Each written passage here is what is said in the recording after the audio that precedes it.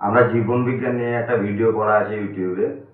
আজকে আবার জীবন বিজ্ঞানের চ্যাপ্টার ওয়াইজ কিছু সংজ্ঞা তার বিষয়গুলিকে বোঝার চেষ্টা করব এবং নতুন নতুন উদাহরণের সঙ্গে ধারণার সহিত আপনাদেরকে বোঝাবো, যাতে আপনাদের যুক্তিগলা পেয়ে প্রত্যেকটা সংজ্ঞা, প্রত্যেকটা সূত্র যাতে আপনারা মনে রাখতে পারেন, সেই দিকে আমার খেয়াল থাকবে।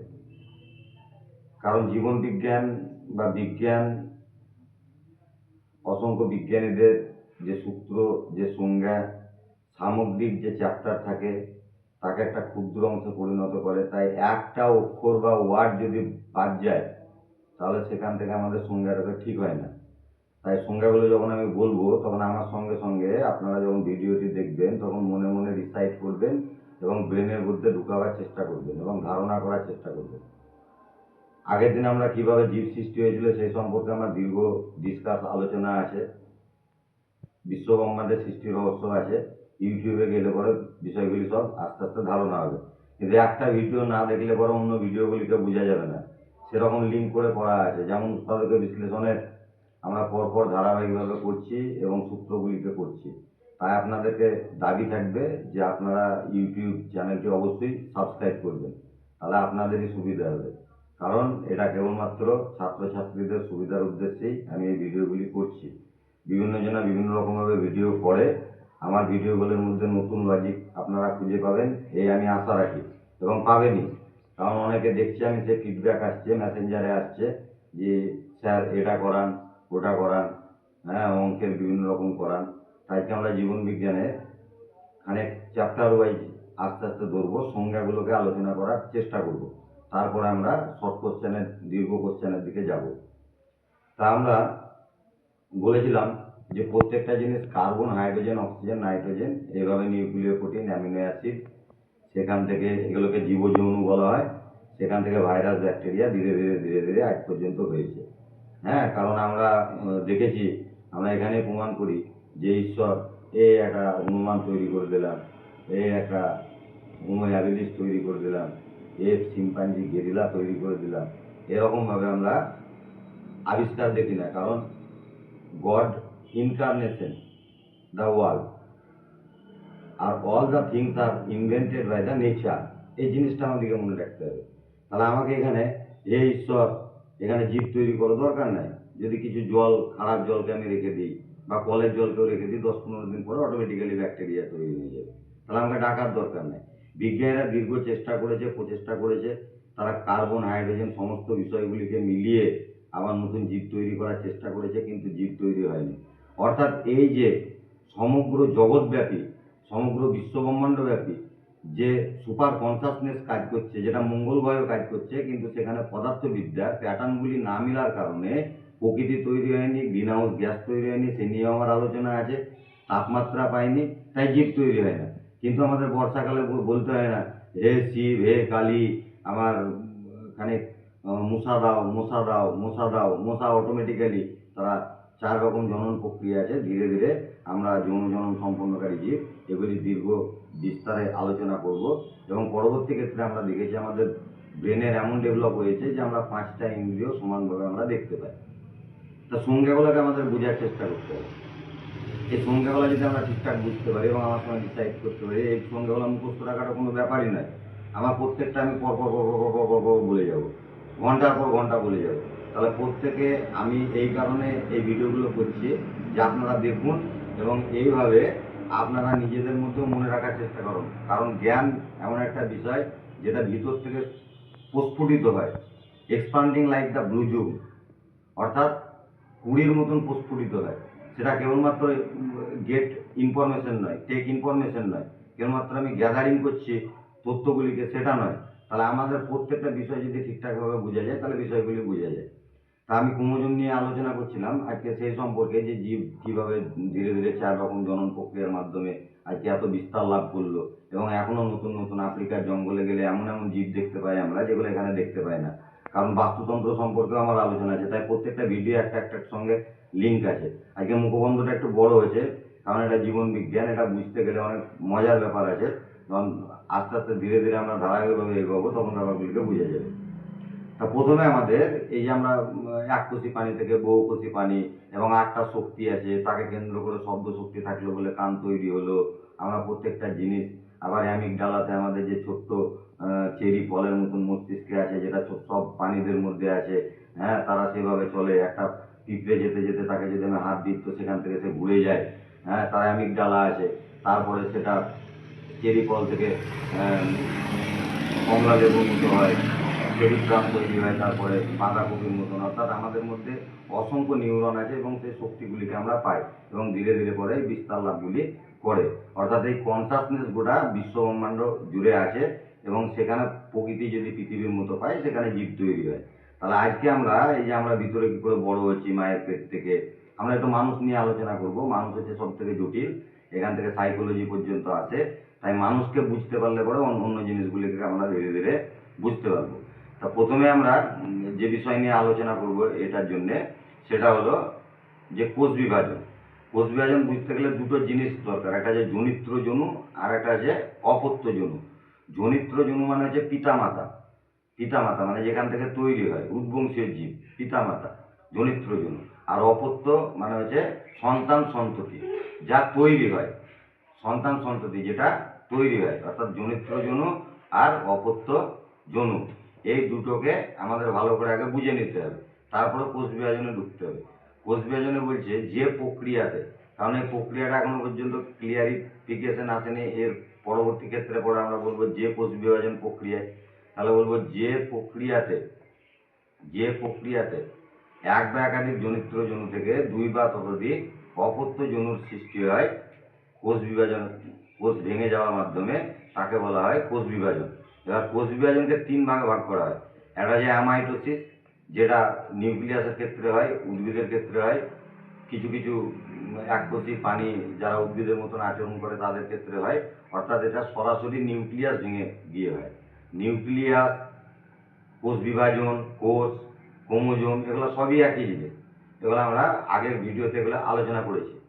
তো এখানে কি বলছে যে যে কোষ বিভাজন প্রক্রিয়ায় জনিত্র নিউক্লিয়াসটি ভেঙে একাধিক অপত্য নিউক্লিয়াসের সৃষ্টি করে সরাসরি বিভাজনের মাধ্যমে, তাকে বলা হয় অ্যামাইটোসিস প্রক্রিয়া।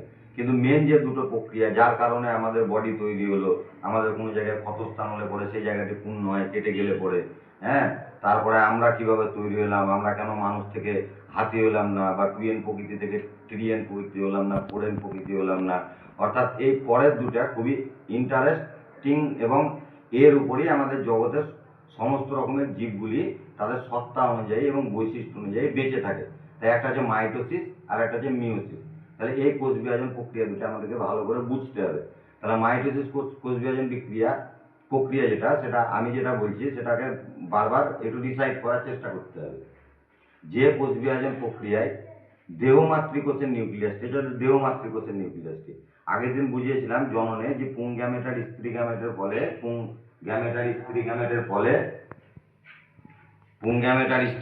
গ্যামেটের ফলে জাইগোট তৈরি হয়। সেই জাইগোট থেকে ধীরে ধীরে ধীরে ধীরে সেটা কোষ বিভাজনে পরিণত হয়। এবার ব্যাপারটা হলো, যে কোষ বিভাজন প্রক্রিয়ায় দেহমাতৃকোষের নিউক্লিয়াসটি একই রকম হুবহুভাবে বলতে হবে, যে কোষ বিভাজন প্রক্রিয়ায় দেহমাতৃকোষের নিউক্লিয়াসটি একবার মাত্র পরোক্ষ বিভাজনের ফলে সমসংখ্যক, সমগুণ, সম আকৃতি বিশিষ্ট দুটি অপত্য কোষের সৃষ্টি করে, তাকে বলা হয় মাইটোসিস কোষ বিভাজন। অর্থাৎ এটাতে যদি এন প্রকৃতির ক্রোমোজোম থাকে তাহলে এনই ভাঙবে, 2N প্রকৃতির থাকলে 2N ভাঙবে, 3N প্রকৃতির থাকলে 3N ভাঙবে। তাহলে 2N, এন প্রকৃতি এগুলো কি? এগুলি সাধারণত হলো যে আমরা এন প্রকৃতির ক্রোমোজোমকে বলি হ্যাপ্লয়েড।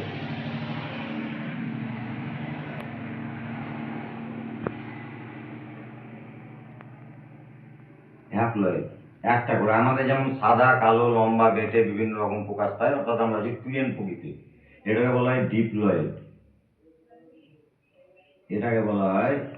ডিপ্লয়েড। ক্যামেরাম্যান এই ছবিগুলো যেন ঠিকঠাক আছে। আর হচ্ছে 3N প্রকৃতি, এটাকে বলা হয় ট্রিপ্লয়েড।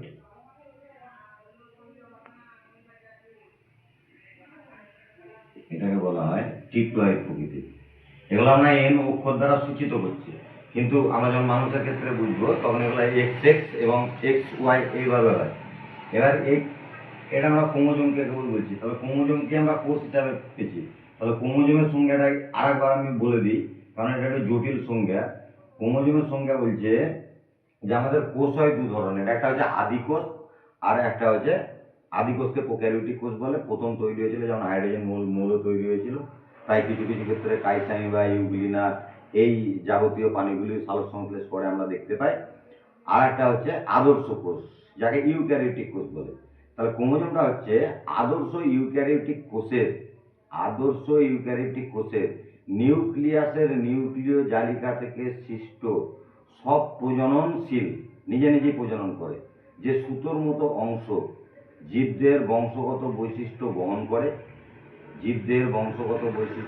করে, বারবার বলছি, এবং পরিব্যক্তি প্রকরণ ও বিবর্তনে মুখ্য ভূমিকা বহন করে। অর্থাৎ আমরা এক ধরনের ছিলাম, আমরা প্রতি মুহূর্তে পরিবর্তন হয়েছি। আমাদের দাদুরা অন্যরকম সহ্য ক্ষমতা শক্তিশালী ছিল, আমরা একটু অন্যরকম হয়েছি, আরাম পেয়েছি, কিন্তু আমাদের ব্রেনের ডেভেলপ ঘটেছে, কিন্তু অন্য সমস্ত জিনিসের এগুলো জিনের পরিবর্তন ঘটছে। তাহলে এই জিনটা হচ্ছে ক্রোমোজোমের বৈশিষ্ট্য, সত্তা। এটা আমি আগের দিনও দীর্ঘ ডিসকাস করেছিলাম, এগুলা আপনারা একটু ভালো করে ভিডিওগুলি দেখে নেবেন। তাহলে জিন সত্তা মানে কি, এটা বলা হয় এমনি ছবিতে যাবেন না, ছবিটা একটা কোষের ভিতরে ইউক্যারিওটিক কোষটা আমি উঠাই আঁকছি না, যেখানে সাইটোপ্লাজম আছে, কোষ পর্দা আছে, আমি ওই কোষের মস্তিষ্ক বলা হয়, একে নিউক্লিয়াস বলা হয়, গোটাটাকে বলা হয় নিউক্লিয়াস, কোষের মস্তিষ্ক। এর মধ্যে নিউক্লিয়াস এর মধ্যে এটা আছে নিউক্লিয় পর্দা, এটা হচ্ছে নিউক্লিয়, ভিডিওগুলো বড় হবে এগুলো, কিন্তু দেখতে লাগলে ধৈর্য ধরে ভালো লাগবে। নিউক্লিয় পর্দা, এর মধ্যে এক সূত্র দ্বিসূত্র, এটা দ্বিসূত্র সুতোর মতো বাঁধা থাকে, এক সূত্র দ্বিসূত্র, এটাকে ক্রোমাটিন সূত্র বলা হয়, এটা এক সূত্র, এটাকে নিউক্লিয় জালিকা বলে। এগুলোকে এটাকে একসঙ্গে নিউক্লিয় জালিকা বলে,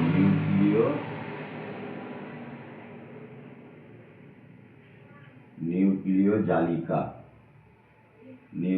জালিকা। আর এখানে একটা থাকে নিউক্লিয় লাস, এটা হচ্ছে নিউক্লিয় লাস,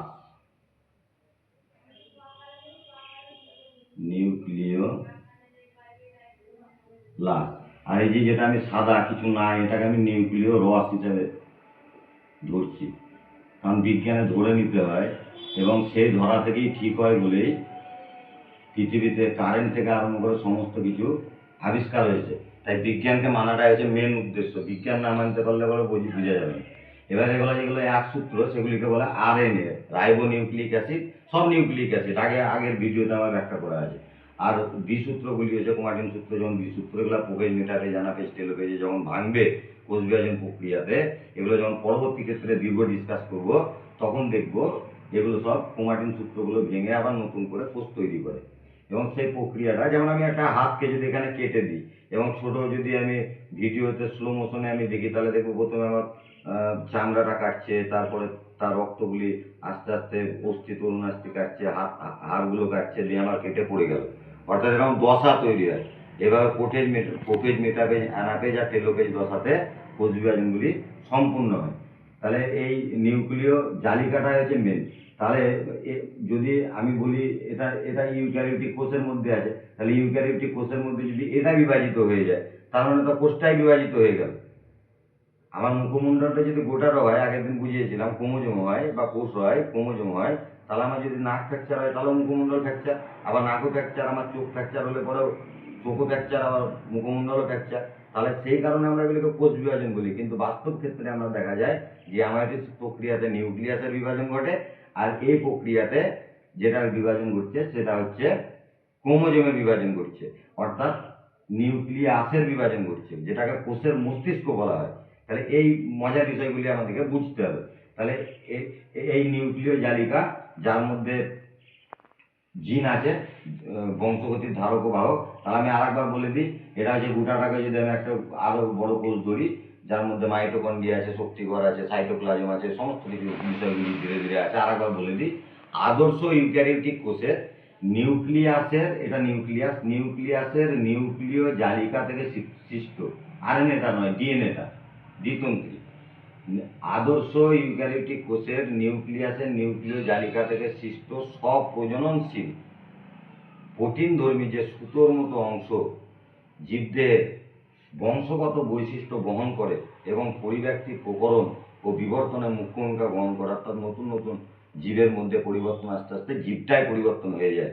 এটা ক্রোমোজোমের ফলে হয়, এটা পরিব্যক্তির ফলে হয়, যাকে মিউটেশন বলি। আমরা করোনারও শুনি যে মিউটেশন চেঞ্জ করছে, আমরা এই জিনিসগুলি শুনি।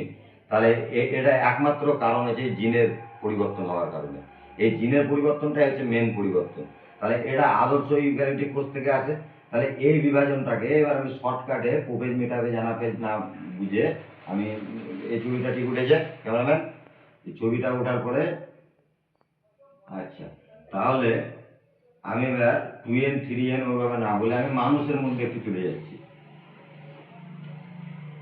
আমাদের ক্রোমোজোম হচ্ছে গোটা কোষে, প্রত্যেকটা কোষিকাতে আছে, আলাদা আলাদা, চোখের কোষিকাতে আছে, মাথার কোষিকাতে আছে, প্রত্যেকটা জায়গাতে আছে। আমাদের এইরকম ভাবেই থাকে। সেটা হলো, এবং আমরা দেখেছি যে একটা নখ কাটলে পরে আমার যদি লাল রঙের নখ হয় তো পরের নখটা লাল রঙের আছে। আর কোনো জায়গায় কেটে গেল আমার সাদা যদি রং হয় গায়ে, তাহলে ওখানে আবার কালো হবে না।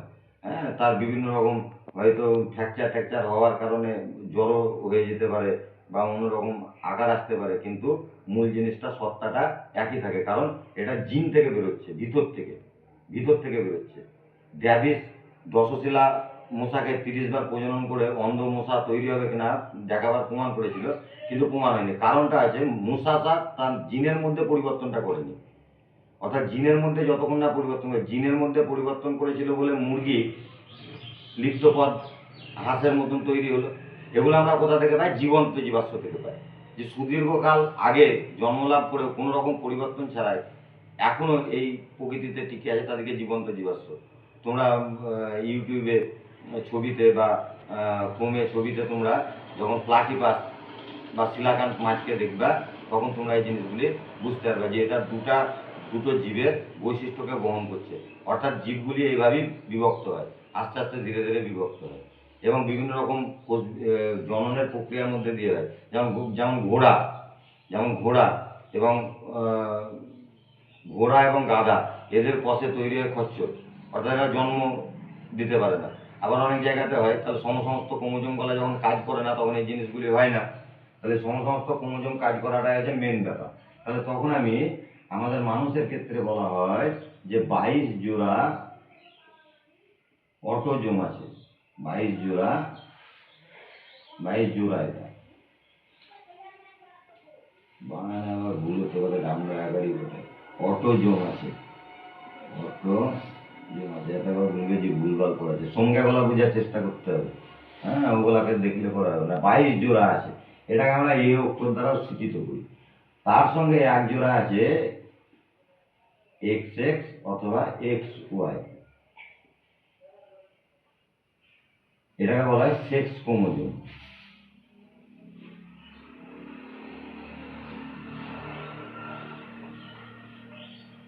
এটাকে বলা হয় সেক্স ক্রোমোজোম। তাহলে এটা স্ত্রীলিঙ্গ, XXটা,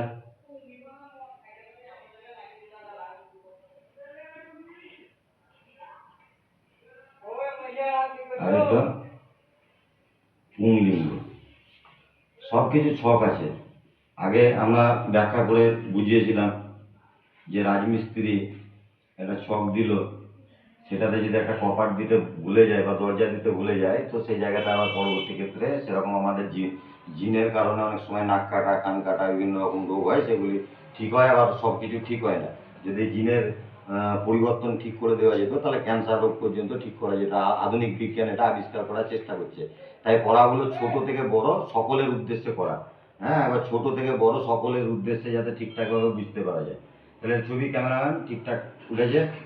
এবার আমরা এই জিনিসটাকে মাইটোসিস প্রক্রিয়াটা আমি আরেকবার আলোচনা করব। আজকে দুটো সংজ্ঞাকে ভালোভাবে বুঝিয়ে দিয়ে আজকে ছেড়ে দেবো কোষ বিভাজনে, তারপর আমরা ধীরে ধীরে আরও বংশগতি জনন এগুলি করবো।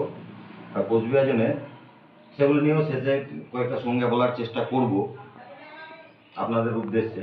তাহলে মাইটোসিস কোষ বিভাজন বলছে আমরা যদি আমাদের দেহ মাতৃকোষে যেটা প্রত্যেকটা কোষিকাতে থাকে, তাহলে 2n প্রকৃতির আমাদের প্রত্যেকটা কোষিকাতে আছে। কোষ বিভাজন আমরা বুঝছি মাইটোসিস প্রক্রিয়ায়। আর মাইটোসিস প্রক্রিয়া হচ্ছে যে কোষ বিভাজন প্রক্রিয়ায় দেহ মাতৃকোষ, এটা যে দেহ মাতৃকোষের নিউক্লিয়াস, যেটাকে অটোজোম কিছুক্ষণ আগে আমি লিখলাম। দেহ মাতৃ মানুষের ক্ষেত্রে একবার পুরোপুরি বুঝাচ্ছি। দেহ মাতৃকোষের নিউক্লিয়াসটি একবার মাত্র পরোক্ষ বিভাজনের ফলে সমসংখ্যক সমগুণ ও সম আকৃতি কোষ বিশিষ্ট দুটি অপত্য কোষের সৃষ্টি করে, তাকে বলা হয় মাইটোসিস প্রক্রিয়া। তাহলে দুটি অপত্য কোষ মানে কি, এরকম 2n। তাহলে আমাদের যখন জাইগোট তৈরি হলো মিওসিস প্রক্রিয়াতে, তখন এরকমভাবে কোষগুলি আবার বাড়তে থাকলো। এগুলো একের পর বাড়তে বাড়তে প্রথমে চোখ কান আস্তে আস্তে ধীরে ধীরে 270 ± 10 দিন এগুলি সব গঠিত হলো, হাড় তৈরি হলো, অস্থি তৈরি হলো। আগের জীবন বিজ্ঞানে বলেছিলাম এক বা একাধিক কোষের সমষ্টি যারা একই রকম কাজ করে তাদেরকে বলা হয়, যারা একই রকম কাজ করে তাদেরকে বলা হয়, কোষের সমষ্টিকে বলা হয় কলা। একই রকম কাজ করে এমন কোষের সমষ্টিকে বলা হয় অঙ্গ। একই রকম কাজ করে এবং তাদের কোষের সমষ্টিকে বলা হয় তন্ত্র। যেমন ক্রিকেট খেলার উদাহরণ দিয়ে আমি এটা বুঝিয়েছিলাম। তাহলে এইভাবে বাড়তে থাকবে। তাহলে এর দ্বারা এটাকে বলা হয় সদৃশ্য বিভাজন, মানে 2n থেকে 2nই হলো সদৃশ্য বিভাজন। তাই আমাদের ক্ষতস্থান পূর্ণ হয়। কিছু নিম্ন শ্রেণীর প্রাণী উদ্ভিদ আছে যারা অ্যামিবা ট্যামিবা আছে, যারা নিজের জনন প্রক্রিয়া এর দ্বারা সম্পূর্ণ করে, অর্থাৎ ভেঙে যায়, ভেঙে গিয়ে আর এখানে কি হয়, ক্ষতস্থান পূরণের পরে যেটা হয় এটা হচ্ছে সদৃশ্য বিভাজন, অর্থাৎ আমাদের যেমন থাকবে সেরকমই থাকবে। কিন্তু এটা বোঝার আগে পরবর্তী ক্ষেত্রে থাকলে বড় প্রক্রিয়াগুলি যেহেতু সব একসঙ্গে থাকে, এটা বোঝার আগে মেন যেটা বোঝা দরকার সেটা হচ্ছে কিন্তু আমাদের মিওসিস প্রক্রিয়া। মিওসিস প্রক্রিয়াতে আমি এখানে XX আর XY করে বোঝাবার চেষ্টা করব। এটা স্ত্রী গ্যামেট, এটা পুং গ্যামেট। এটা হচ্ছে স্ত্রী গ্যামেট, এটা পুং গ্যামেট। এটা বলছে যে কোষ বিভাজন প্রক্রিয়ায় জনন মাতৃকোষের নিউক্লিয়াসটি প্রথম যখন জাইগোট তৈরি হয়েছে, যে কোষ বিভাজন প্রক্রিয়ায় জনন মাতৃকোষের নিউক্লিয়াসটি দুবার পরপর বিভাজনের ফলে অর্ধসংখ্যক ক্রোমোজোম বিশিষ্ট 4টি অপত্য কোষের সৃষ্টি করে, তাকে বলা হয় মিওসিস কোষ বিভাজন। এখানে 4টি হয়ে যাচ্ছে, কিন্তু মজা আছে 4টি থেকে আবার 2টিতে, অর্থাৎ আমাদের সাদা কালো লম্বা বেটে যে বৈশিষ্ট্যগুলি আছে 4টি থেকে আবার অর্ধসংখ্যক ক্রোমোজোম বিশিষ্ট আবার 2টিতে পরিণত হয়। তাই এখানে ক্রোমোজোমের সংখ্যার ধ্রুবক থাকে। তাই মানুষ থেকে ডাইনোসর, হাতি ফাতি বিভিন্ন রকম আমরা যদি উদাহরণ দিই, তাহলে ক্রোমোজোম সংখ্যার পরিবর্তন হয় না। ক্রোমোজোম সংখ্যার পরিবর্তন হলে গোটা দেহটার পরিবর্তন হয়ে যায়। সেই কারণে যে জীব যা সে জীবই পরিণত হয়ে থাকে। এরপরে বলা হয় যে স্ত্রী সন্তান হবে না কন্যা সন্তান হবে। এখানে আমি এটার সঙ্গে এটা যখন হবে, কারণ মাদের দুটোই হচ্ছে XX, তাহলে ওদের XC থাকবে, আর বাবাদের হচ্ছে মানে জনিত্র জনু XY, তাহলে এটা যদি X আসে তাহলে এখানে স্ত্রী সন্তান হবে। এভাবে 4 রকম ভাবে হতে পারে। এটা কন্যা সন্তান হলো অপত্য জীব, এটা X এর সঙ্গে Y হলো, এটা পুত্র সন্তান হলো। একই রকম ভাবে এরকম ভাবে হবে XX, তাহলে XX থেকে আবার এগুলি হলো। কিন্তু আমরা দোষ দিই মায়েদের, কিন্তু এখানে মায়েদের কোনো দোষ নাই, কারণ মায়েদের ক্রোমোজোমের মধ্যে Y নাই, আর Y ছাড়া কখনো পুত্র সন্তান হতে পারে না। এটা আমাদের একটা সামাজিক অবক্ষয়, সমাজে পুত্র সন্তান কন্যা সন্তানকে আলাদা দেখার ফল। এখানে মজা হলো এই যে যখন পিতা মাতার জনিত্র কোষ যেটা জাইগোট তৈরি করছে, যখন ঢুকছে তখন ক্রসিং ওভার তৈরি হয়েছে এরকমভাবে, ক্রসিং ওভার। এটা যৌন জনন সম্পূর্ণকারী জীবদের মধ্যে হয়। তাই পিতা মাতার যে বৈশিষ্ট্যগুলি আছে তার সঙ্গে সঙ্গে অসংখ্য আরো নতুন নতুন বৈশিষ্ট্য ঢুকতে থাকে। তাই ডারউইনের যখন আমরা ব্যাখ্যা করব, ওই ব্যক্তি যাব বা আগে জীবন বিজ্ঞানে কিছুটা আমি বলেছি, তখন আমরা দেখব যে এগুলা একই পিতামাতার হুবহু যমজ সন্তানের মধ্যেও কিছু না কিছু ভেদ বা পার্থক্য থাকবে। 1 সেকেন্ডে যদি ডিফারেন্স হয় বা 3 সেকেন্ডের ডিফারেন্স হয়, তাহলেও কিন্তু কিছু না কিছু ভেদ বা প্রকরণ থাকবে, অর্থাৎ নতুন নতুন বৈশিষ্ট্য ঢুকতে থাকছে। তাই যৌন জনন সম্পূর্ণকারী জীবরা, যেমন এখানকার কুকুর হ্যাঁ, শীত প্রধান দেশে থাকতে পারবে না, শীত প্রধান দেশে কুকুর এখানে থাকতে পারবে না, কিন্তু ওখানে স্লেজ গাড়ি টানছে, কারণ এরা নিজেদের মতন করে পরিবর্তন করে নিতে পেরেছে। এটা যখন আমরা বংশগতি বুঝাবো তখন আরো ভালোভাবে বুঝবো। তাহলে এই কোষ বিভাজন প্রক্রিয়া থেকে আমাদের লিঙ্গ নির্ধারণ হয়েছে, আমরা লিঙ্গ নির্ধারণটাও বুঝতে পারছি এই ব্যাপার থেকে। এই মিওসিস প্রক্রিয়াটা হচ্ছে মেন প্রক্রিয়া। এটা হওয়ার পরে না দেহটা যখন জাইগোট তৈরি হলো তখন আস্তে আস্তে ধীরে ধীরে ধীরে ধীরে শরীরে বাড়তে থাকে এবং পরবর্তী ক্ষেত্রে আসে 4 রকম জননের প্রক্রিয়ার মাধ্যমে। জননের সংজ্ঞাটা না বললে পরে এই জিনিসগুলি সম্পূর্ণ হয় না, তাই আমি একটু জননের সংজ্ঞাটা বলে দিচ্ছি। জননের সংজ্ঞা হলো যে পদ্ধতিতে জীব তার নিজস্ব আকৃতি ও সত্তা বিশিষ্ট, যে পদ্ধতিতে জীব তার নিজস্ব আকৃতি ও সত্তা বিশিষ্ট অপত্য জীব সৃষ্টির মাধ্যমে প্রজাতির অস্তিত্ব বজায় রাখে এবং সংখ্যা বৃদ্ধি ঘটায়। প্রজাতির অস্তিত্ব বজায় রাখে এবং এই জীব সংখ্যা বৃদ্ধি করছে। তাহলে সত্তা মানে কি? সত্তা মানে বৈশিষ্ট্য। মানে আমরা কুকুরের মতন এমনি জল খাবো না, এমনি চেটে চেটে জল খাবো না, আমরা মানুষের মতন জল খাবো বা হাতে নিয়ে জল খাবো, আগেকার যুগে বন মানুষরা যেমনভাবে খেত। তাহলে আমাদের সত্তাগুলি পরিবর্তন হয়নি। এইভাবে 4 ধরনের জনন হয়। অযৌন জননের মধ্যে অপুংজনীকে রাখে, যেটা বলতা টলতাতে হয়, স্পাইরোগাইরাগোলাতে অযৌন জননের মধ্যে স্পোরের মাধ্যমে হয়। অঙ্গজ জননে শাখা কলম জোড়া কলম এগুলি হয়। আর একটা যে যৌন জনন, যেটা আমাদের মধ্যে হয়, যেটা উন্নত প্রাণীদের ক্ষেত্রে হয়, যেটাতে ডিএনএ ডিঅক্সিরাইবোনিউক্লিক অ্যাসিড আছে। এবং এই যে এই প্রক্রিয়াটার মধ্যে চলে যাচ্ছে, আমি একটু করে পরবর্তী ধারণাগুলি দিয়ে যাচ্ছি। সেটা হচ্ছে বংশগতি, অর্থাৎ একটা প্রবাহমানতা থাকছে আমাদের মধ্যে করে। যে পদ্ধতিতে পিতামাতার চারিত্রিক বৈশিষ্ট্যাবলী সন্তান সন্ততির দেহে বংশ পরম্পরায় সঞ্চারিত হয় তাকে বলা হয় বংশগতি। বংশগতিতে কয়েকটা ব্যাপার আছে, এটা মেন্ডেল কিভাবে মটর গাছকে বেছে নিয়েছিল আমরা ধীরে ধীরে পরবর্তী ক্ষেত্রে বুঝবো, এবং এই জিনিসগুলি আসছে।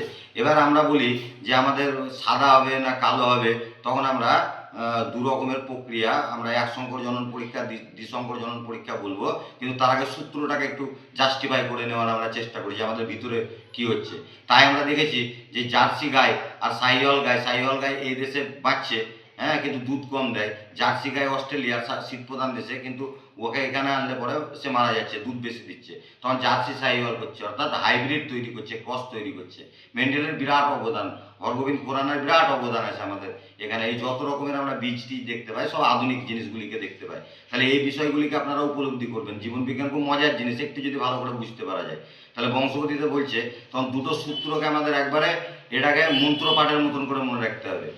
কোনো জীবের একজোড়া বিপরীতধর্মী বৈশিষ্ট্য পৃথকীভবনের সূত্র।